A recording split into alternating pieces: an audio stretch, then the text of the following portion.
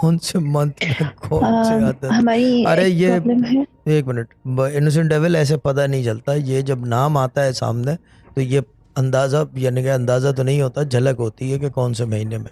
जैसे कि कल मैंने पूछा था ये शुरू के महीने में पैदा हुआ था, तो उन्होंने कहा कि नहीं, वो एंड में, तो उसका भी नाम में फर्क था। ये चीज़ है कि कभी कभार झलक भी जो है ना, not hit and miss but very करती है ऑन द पर्सन सर्कमस्टांसेस। और कभी कभार ये होता है कि जो नाम बता रहे हैं उसका हकीका नहीं होता, और कभी कभार ये होता है कि जो हकीका भी दिया हुआ है वो बचपन से कोई और नाम सोचा हुआ था, जब वो पैदा हो गया बाद में हकीके पे कोई और नाम, शुरू में किसी दादी दादा ने उसको जो है ना क्या कहते हैं उसे लारैब बुला दिया, बाद में कुछ और निकला, तो इस वजह से ये चीज़ है।